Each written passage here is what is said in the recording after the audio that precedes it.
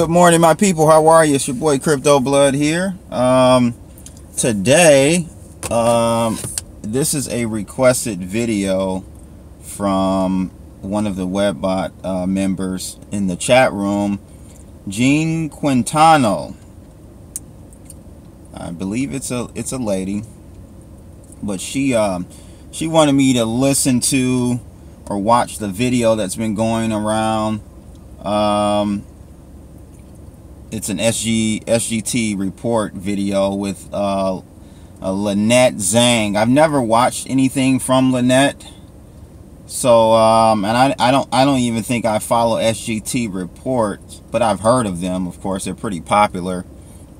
But I never followed any of her work. It's funny because she sounds like Catherine Austin Fitts a little bit, doesn't she?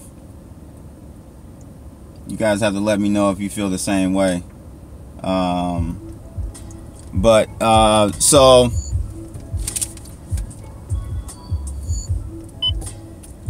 yeah, so this video, I reviewed the video, I looked at it, and I took some notes. Let me see here. Let me just pull it up here. So my overall thoughts about the video, though, before I even go into the notes, complete FUD. Just sounds like a lot of, I don't want to say bitter, but you know, upset precious metal people. And like I said, I'm not against precious metals. I think they have value for sure. Everything has a value if perceived to have a value. I've said this before in a previous video. Like, if someone's argument against cryptocurrencies is that it doesn't have value, it's just made up,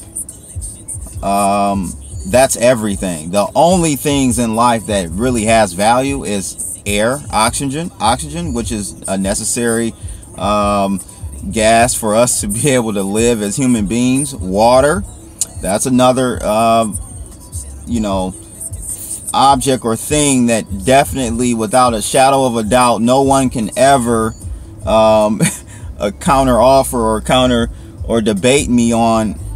Air, water, the sun, those types of things that's real value if you want to talk about it, really. Anything else is value perceived.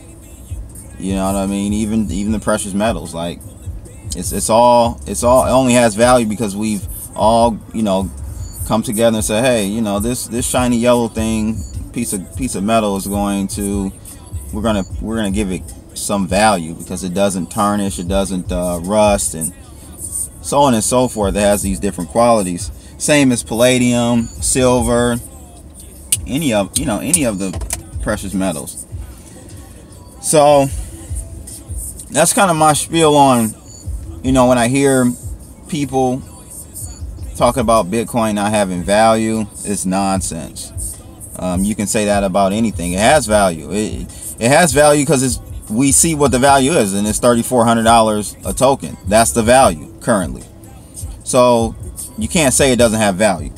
So let me just go over. So at the beginning of the video, I hear the name Chris Dwayne. I almost spit my coffee out. I almost stopped the video when I heard that name. That's first.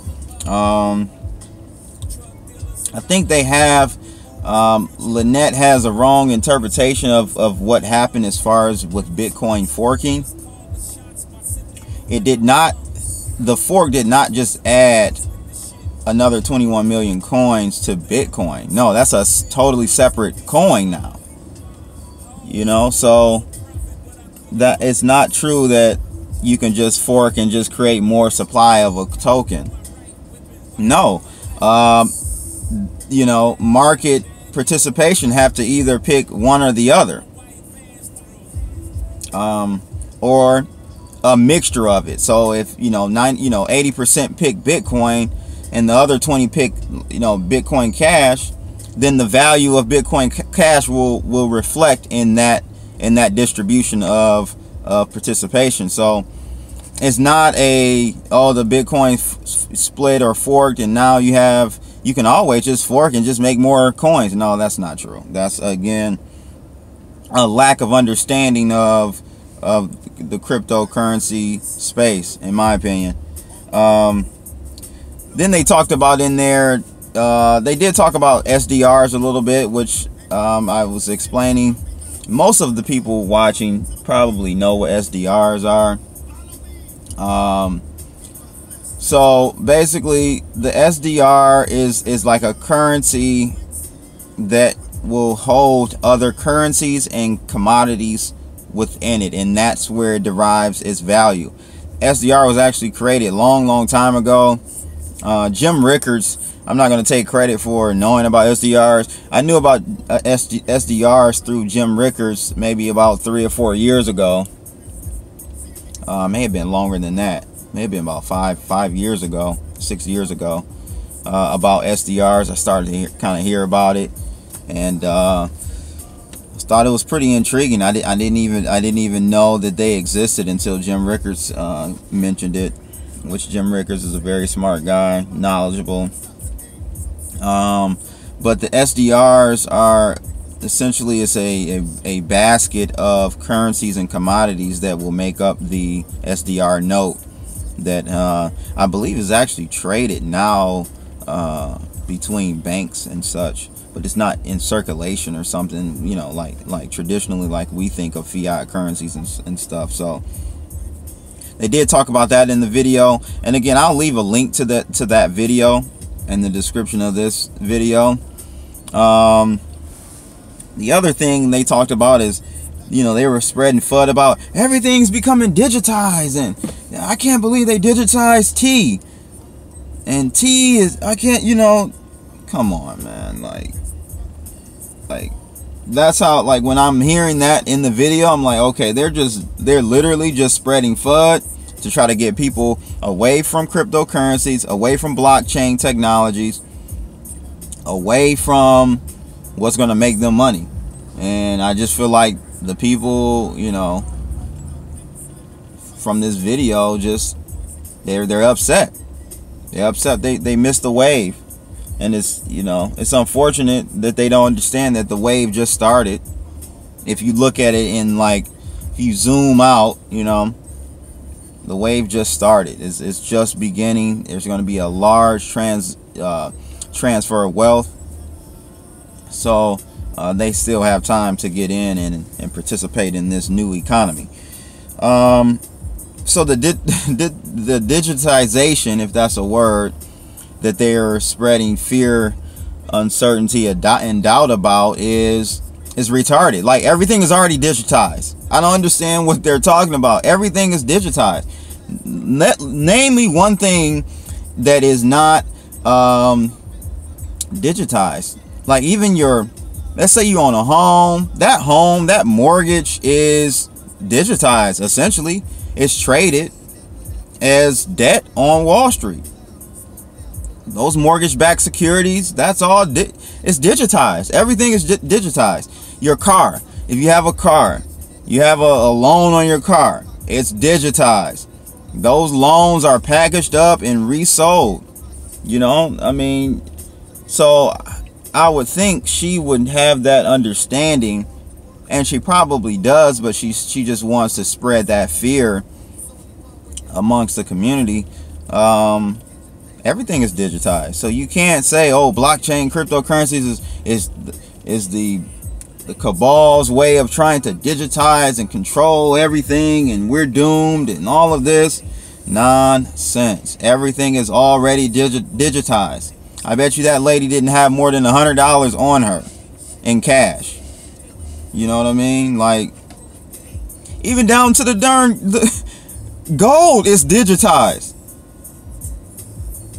They're derivatives of gold. They're traded daily. They're derivatives of silver. It's traded daily.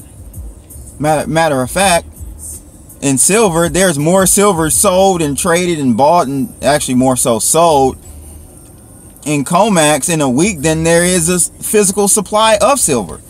So, you know, that argument is null and void again.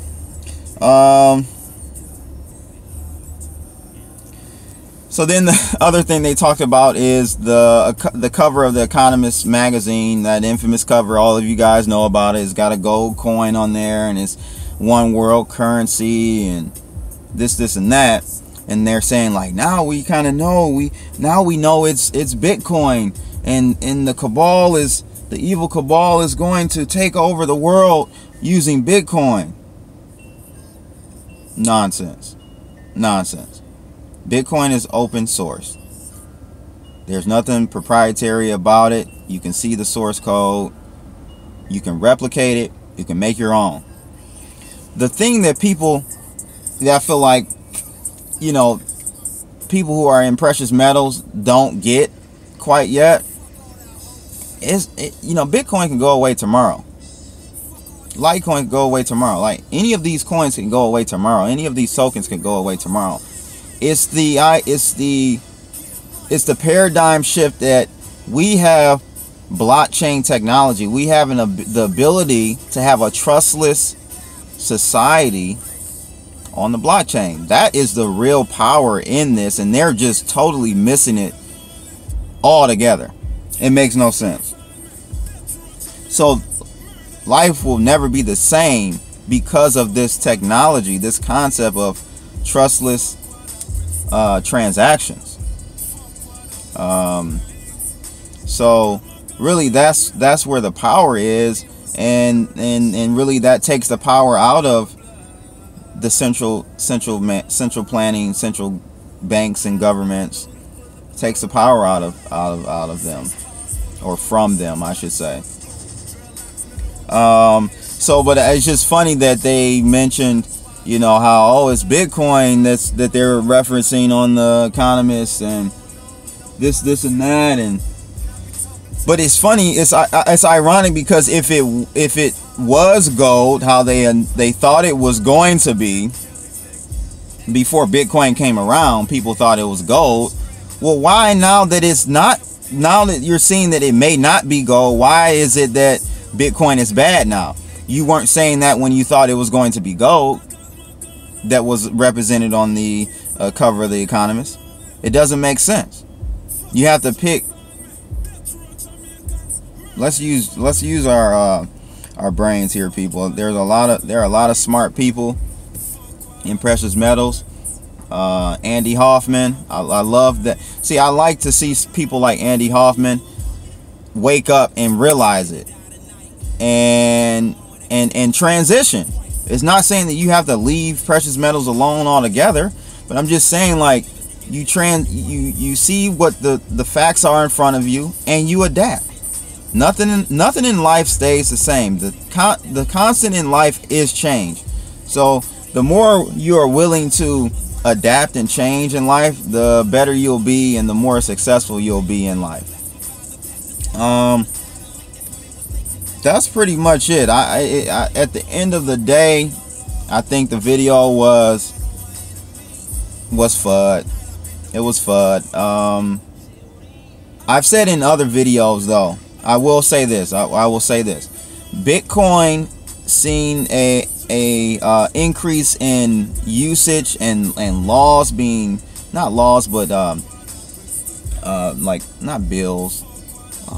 What do you want to call it? Deals being done with, like, the CBOE and Gemini, and then you've got the derivatives, the SEC and CFTC allowing, you know, you've seen the gates kind of open for Bitcoin. I do believe that it's going to open a gateway for manipulation on price. However, that does not change the fact that Bitcoin circumvents the system. It still does. You don't need a bank anymore. You won't need a bank anymore. Like, it circumvents the system. So what the system is attempting to do is play catch up. And so their way of playing catch up is to financialize, or what's the word I want to use? Financialization of Bitcoin. Create these financial instruments for Bitcoin, and try to manipulate and play the game that way. So Bitcoin is not, in my opinion, created by the government. It wouldn't have been open source. It just wouldn't have. So that's my 2 Satoshis on the video. I'll link the video in the description of this video. Again, thanks to Gene Quintano for suggesting me view that video and check it out. Funny video, man. But that's it. Make sure you like and subscribe. If you do subscribe to my video, make sure you click that bell so that you get an alert for every video that I do. Also, follow me on Steemit, Instagram, and Twitter. And last but not least, make sure you join that Webbot chat room. We are having a blast. It's the best chat room on Telegram, hands down. I'm just gonna say that. And it's not me, it's because of everyone in there who make it up. You know what I mean? So just shout out to everyone in the Webbot chat room. I love it. Keep going. Let's make it happen. Let's make history. So that's it. It's your boy Crypto Blood. I'm out.